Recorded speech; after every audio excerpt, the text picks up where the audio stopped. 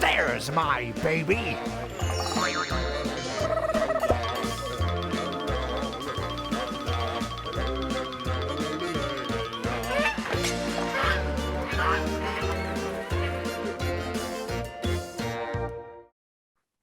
I'm Dana Denha. And I'm Melissa Bondi, and this is Adventures in Parenthood, where we take a ride on the roller coaster that we call parenting. For far too long, school shootings have plagued the news, with many of us fearing for our children's safety when they enter a place that should feel safe, their school. You know, Melissa, recently we've all dealt with the devastation of the Oxford shooting, and I know it's been weighing heavily on my mind. How did you feel about sending Bryn back to school, in those days following? I know Ann Arbor Public Schools took a day off after that, so we didn't have to automatically go back to school, but it just felt really uncomfortable for me because when Keaton's home, I know she's safe. Mm-hmm.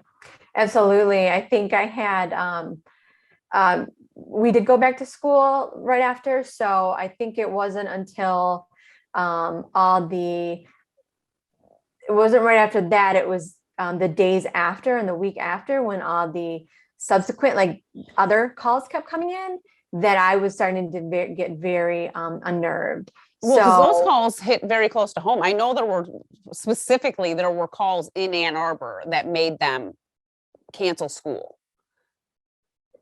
Right. Yes. And I kept feeling Oakland County too, obviously where it happened, the shooting in Oxford, but it was making me, it was almost like it was a delay for me because she was so young and I'm like, oh, it's not high school.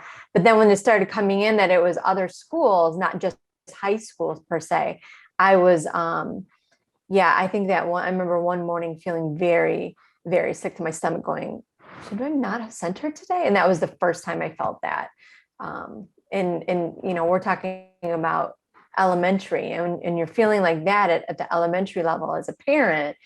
There's definitely I feel, something so much bigger that we are not hitting on, that we're not, we're just not solving the issue. We're not discussing the issue at hand, which, some people, they'll say guns, they'll say mental health. So I don't know which side, whatever you're on, but the issue is not being dealt with. Because as a parent of a kindergartner who's scared to send my daughter back to school, that's a really big deal. And, we talk about high schools, but Sandy Hook happened and that was an elementary school. I mean, that happened. And I can't imagine sending my child into a school, my 5-year-old, and then never seeing her again. That is just like the worst.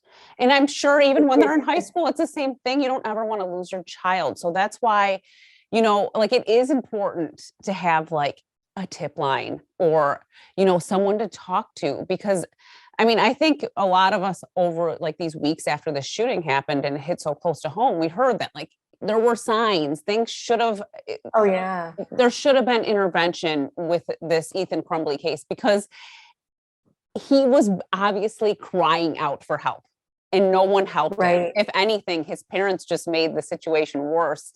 And I don't think the schools were aware of it enough to really alleviate the situation, but that is a worst case scenario and no one ever wants that ever to happen again. So on that note, we're actually going to talk to someone that is here to help with the OK2Say tip line. Students, educators, and parents deal with a plethora of issues as they achieve education goals. Little problems can turn into roaring fires if there's not someone there to help. OK2Say is a confidential 24/7 tip line dedicated to student safety, and early intervention is key. Joining us is Detective Carlos Fossati, team lead with OK2Say. Welcome to the show, Carlos. Welcome. Hi, good morning, and thank you. Let's just start off with, can you just explain what OK2Say is and why there was a need in our community for it? Certainly, OK2Say is the state of Michigan's student safety tip line, and this came to be because of the Columbine tragedy in 1999. That tragedy took part in 99. Our program was developed in 2014 and has been going ever since then. But it was only after it was recognized that there was a gap in the amount of information that was getting to educators and authorities and helping students with the various different issues that they encounter throughout their academic life that nobody knew about, because there was no way of giving them the ability to report that confidentiality and kind of helping protecting them from being shamed or potentially harmed from somebody because they let somebody know of a criminal act. Yeah, it's interesting. I mean, Carlos, oh yeah, go ahead, Melissa. okay, I was going to say, Carlos, how prevalent is this? Is okay to say in the schools? Would you say right now? Is this something that educators and the districts promote, or is there a lack of, or do they do a good job with that? Well, I believe schools, for the most part, do a great job in promoting OK to Say. As we get out more and more into the public in doing our outreach through schools and other various activities, more and more people become aware of OK to Say. And schools, when we do go and present at these schools, do a great job at handing out our information and hanging posters and facilitating that communication between the OK to Say program and students, giving us a platform to present to their students. Okay, so you do there are in-person presentations at the high school level, middle school level, elementary, or is it particular one? Yeah, so right now, the Office of School Safety under Mary Drew, doing the administrative side of OK to Say, is conducting presentations from kindergarten, or I will say elementary school, all the way through the middle school. Right now, we don't have enough presenters to get into the high schools, though we're trying to get over that hurdle. That is a area that we'd like to be in more often. And the presentations are done based on what the schools are able to do given this time of them dealing with COVID restrictions. So there are the options of doing in-person or virtual presentations as we're doing now. Okay. When you say like there's a need for presenters, who are these presenters? Are they people like you in law enforcement? No, thankfully we have a great team of presenters, and there's only 3 of them at this time, but they're all civilians and they are volunteers. They've taken time out of their lives to go and spread the word of OK to Say to schools in an effort to help their communities and children. Well, I mean, you obviously need more people. Why don't you talk about why people should volunteer to be a presenter and what sort of makes someone a good presenter for OK to Say? Well, I don't work directly with presenters. Again, Mary Drew deals with the presenters, and to become one, I'm not quite sure how that process works. Mary Drew would have more of that information available, and she can be reached at through the Office of School Safety with the state police. Okay. And can you go on like the OK to Say website to find out about volunteering opportunities too? I believe there is not necessarily through the OK to Say webpage, but with the Office of School Safety. Okay, so that's your best bet if you want to get more involved in like OK to Say and helping students get the word out, tips, stuff like that. You really need to go to that school safety. Well, I would contact Mary Drew and speak with her directly and see what avenues that you're able to, as far as if you want to be a presenter. Although right now we don't have any room for any more presenters, unfortunately. Well, that's a good thing, right? Is that a good thing? Well, I'm very happy and pleased that we have 3. We would always like to have more, but we deal with everyone like everyone does with what we're given at the time. Yeah, understandable. I'd like to know a little bit more about you and how you got involved in OK to Say, your law enforcement background. What made you want to be an advocate for OK to Say? And had you seen stuff in your career that made you concerned? Well, I have a very broad background when it comes to criminal justice. I began my journey into the realm of criminal justice at the age of 15 as an explorer with the state police.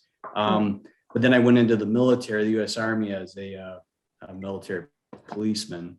And once I left that, I joined the Michigan State Police in 2004 and was then stationed in South Haven. And from there, I've always been in Southwest Michigan as a trooper.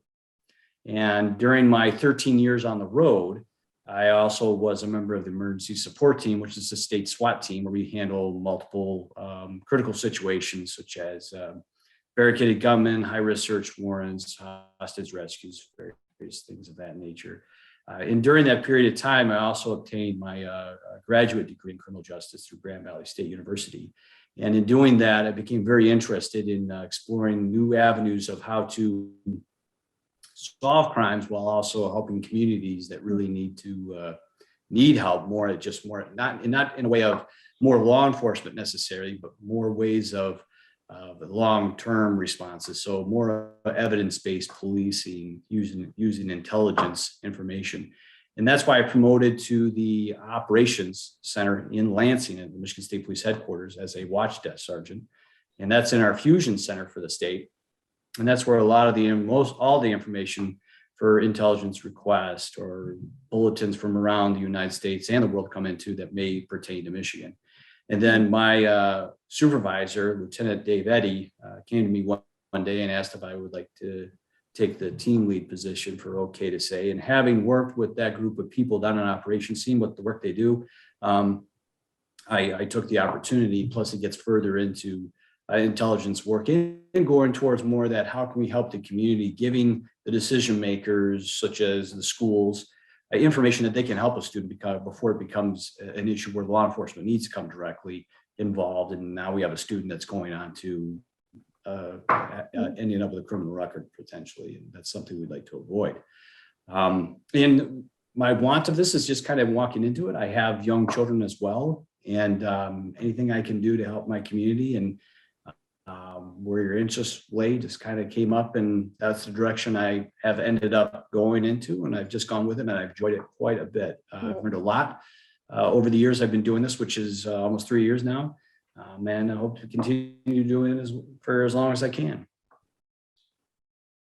When people call, I mean, I assume that no tip is a little tip, like you said, if anything concerning, you should really just, do the tip, whatever. It's not going to hurt anyone to contact OK2Say. Do you have I don't know, advice for people? Like if they see something or just automatically, something's making me feel, is there like a red flag indicator that people have? I don't know.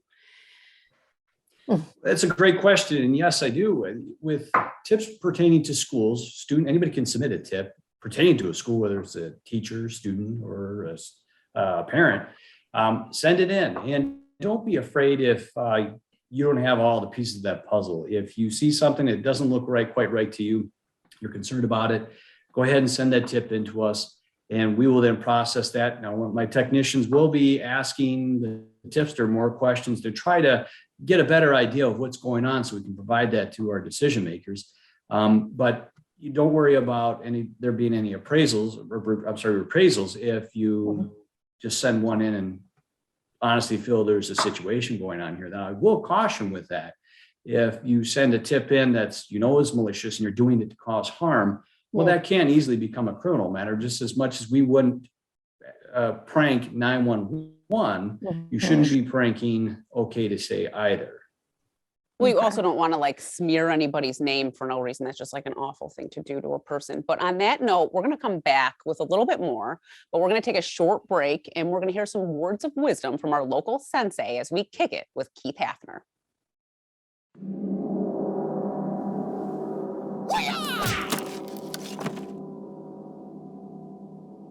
Hey everybody, I'm Keith Hafner. I'm the owner of Keith Hafner's Karate on Main Street in downtown Ann Arbor. I've worked with 25,000 kids over the last 40 years, and over that time we've learned a lot about what works and what doesn't work with kids. In fact, I compiled that information into a book that I wrote called How to Build Rock Solid Kids. We're going to be talking about the 10 commandments of parenting.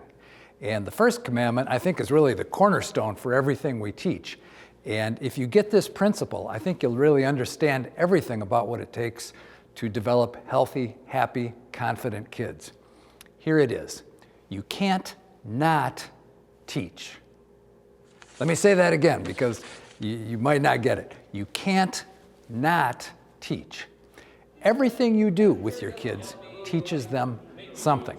Now, it might not be what you hope to teach. And in fact, in many cases, it sometimes turns out to be opposite of what you've hoped to teach. But everything you do teaches kids something. Remember, they're like sponges. And the younger they are, the more sponge-like they are. They pick up everything. They're watching all the time. They're learning way more from what they observe you doing than from what they hear you saying. So parenting tip number 1 is you can't not teach. Keith Hafner, we'll see you again next time. We're back with Detective Fossati, and we were just talking about, what kind of tips and stuff like that. And then what, the tips go places then, you call OK2Say, and then what happens to the tips after someone calls? So after a tip is submitted to OK2Say, we have technicians that will reply to your submission and gather, like I was saying, gather as much information that they can from that individual.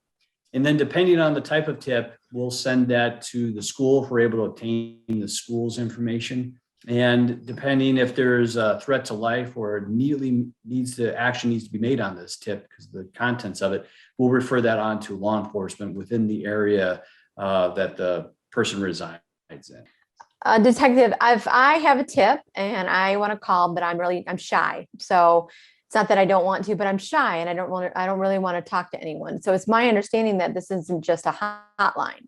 There's various ways that people can submit. Can you talk about that?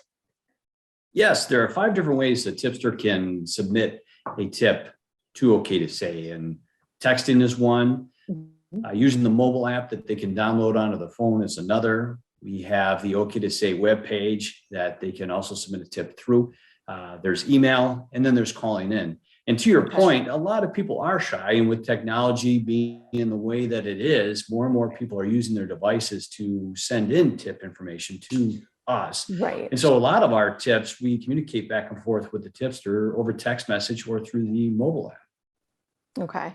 And would you encourage, I think I know the answer, but to have for most kids who have, their smartphones, to have this app handy, just have it on their phone I don't see why they wouldn't. It just seems like it'd be a no-brainer just to have it for that one, moment in time that they know they could do this, or they have some information. I feel like it should be every teenager, I'm just going to say teenager, but they should have it on their phone. We've all got smartphones. Absolutely. It can't hurt to have this on your phone. Right. It's right there if you need it. If you choose not to use it, well, then you just don't need to use it, I guess, if you don't want to. But at least you have it in Right. case you ever feel the urge to use it, right? Sure. Yeah. That's what I'm thinking. Yeah. I just find it amazing that it took that many years for there to be something like this. I was in high school when Columbine happened, and it was really scary. And now as an adult woman with a child, it's more scary to have a kid with the Oxford shooting and stuff like that happening. It's more scary to me now as a parent than it was as a student going to school. So I also think on that note, it's important that parents that are involved with the schools and educators really keep an eye on things, because I think a lot of times they're the people that might notice if someone's got some things that are just those red flags again, like I said. I remember Columbine like it was yesterday, and I was just out of high school, but things are much more scary now as a parent. I feel, I haven't asked any teenagers that are in school right now, but I can definitely relate to that for sure, Dana, as far as. And I know, being a Carlos, you parent with said a child. a similar sentiment, that you have young children too. And I'm sure even as someone in law enforcement, it's pretty scary, the things that happen sometimes in schools. Yeah. Oh, for sure. And that's why it's important we give our young adults, our up and coming children, where we place us as leaders in this country, to give them a way to vent when they need to, because we don't know what we don't know. And oftentimes we'll receive information that the schools didn't know what was going on, parents didn't know what was going on. It's just that element of being confidential really gave that person a way of coming out and trying to provide information to people that can help off at the same time feeling safe. And I will put on another note that with tips we receive when it comes to suicidal threats involving students, oftentimes it's from another friend that tells us about the situation going on. And then we work with that person and trying to get enough information so we can get somebody out there to help that student. And it's been quite successful in doing that. And unfortunately, in this time of COVID, mental health is definitely a strain on everyone.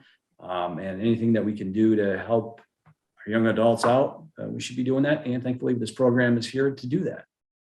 Well, we're going to take another short break and we'll be back in exactly 60 seconds with more on OK to Say.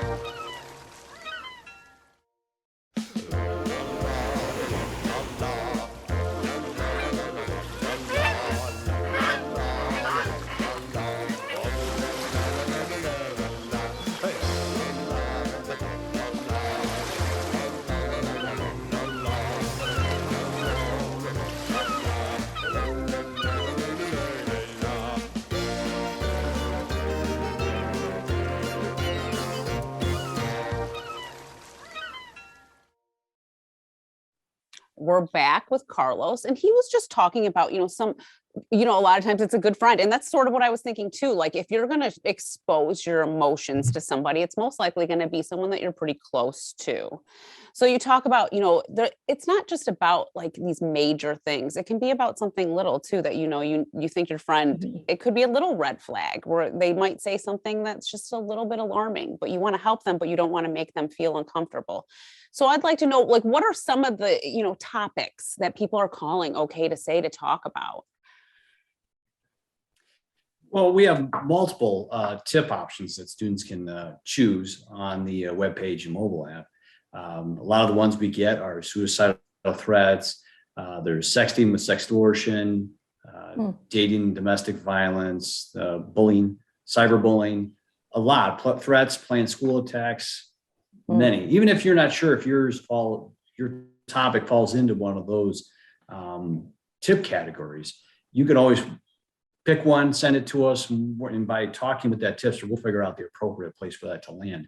And when we're talking about today's kids, it's not like when we were growing up where our friends were right next door in our neighborhood or to play with. Because of technology and these different social media platforms, gaming platforms, a lot of these friends that they have are all over the United States, to include the world. And the nice thing with OK2Say being housed in the Fusion Center with the Michigan State Police, we also have a multitude of analysts that can help drill down on information to help find somebody to get them the appropriate help. Because many of the times when we're referring to friends, back in the day, we would refer to them by first and last name and where they lived, not a problem. Now, when we receive information on somebody in need, it's often their handle that they're using on their social media account or gaming app. And then through our analysts and working with law enforcement, we have to drill through the channels and to develop who this person is using this handle, but then get that information to them. And then situations where they live in a different country, which happens quite often, we also have an Interpol liaison, which just happens to be myself and another sergeant in the MIAC, who we then reach out through Interpol to other various countries to get them help, whether they're feeling down, depressed, or there's a criminal matter that's going on, and allow those authorities in those countries to deal with it. And they do the same with us if there's a student on their end that's have gaming with a friend here in the United States and they find out they're in Michigan and needing help, and it comes through those channels as well. So OK2Say is Michigan based, but is it like a national, there's like a, is there more of a nationality to it that you could go from California Germany, I don't know, like international, because you're talking about using, other organizations to talk to people. And you're right. I mean, a lot of people are all over the place now. Yes, OK2Say is in the state of Michigan, but if someone in the state of Michigan is on a platform, sends a tip in, and that person's in California, we'll refer that information out to the authorities in California. And if it's in another country, we'll go through Interpol to refer it out to them as well. And Michigan has OK2Say as our school safety tip line, and not all, but many of the other states also have their version of a school safety tip line. And with those connections, we're also able to help students through them as well. I would like to talk about on the website, there's this breaking the culture of silence. I'd like you to talk about this idea more, because I think that's a big part of it in early intervention. Like I mentioned earlier, if there is an earlier intervention, that's when these tragedies really happen. Yes, absolutely. With that, breaking that silence there, it's very difficult to do with asking someone to stand up in the middle of a class or sending an email with your information on it to, tell on a friend. Or even if you're trying to help a friend who maybe told you that I'm feeling a little down, I might hurt myself. You may feel that you're betraying them by trying to get them help, because that's not what they initially wanted you to do. But having that confidentiality and giving them a platform to do that, we're now tearing down that silence, because they can say something feeling comfortable knowing that their name's not going to be blown over a huge bulletin board. It's only going to be known to the technician. It's not going to be known to anyone else. So they're safe in helping out with either a criminal matter or getting a friend some help. Well, we only have 1 minute left. In this last minute, why don't you just tell us why people should take advantage of OK2Say? Like Melissa said, download the app, get on the website, whatever you need to do, and just make it this like comfortable space for people that do have concerns in education. Well, absolutely. Not only is the app important to send in tips, but it's also important because there are resources on there as well for you to help yourself, or if you have somebody else who's feeling down and maybe is struggling with some mental health issues or bullying. There's a lot of resources there on the app, as well as our homepage, the OK2Say homepage, and what you can do to help your individual, or places you can go for help. And having that app on you will allow you to send in information. And again, if you don't know what's going on, but you see something that's just out of place, send it in. It's not going to hurt. The decision makers who have more pieces of that puzzle there are going to be able to put together the entire puzzle because of the information that you are sharing. So that's why we encourage that use of the OK2Say tip line through the various different sources that are provided there for this person to send in a tip. Well, thank you so much, Detective Fossati, for being a guest on the show. Well, thank you for asking me. I really appreciate it. Thank you. If you have an idea for a parenting show topic or guest, talk to us on Twitter and Facebook at #CTN Ann Arbor. And for more on our programming and services, visit a2gov.org/CTN and visit youtube.com/CTN Ann Arbor to watch a full lineup. And remember to like, subscribe, and share. Thanks for joining us on this adventure in parenthood.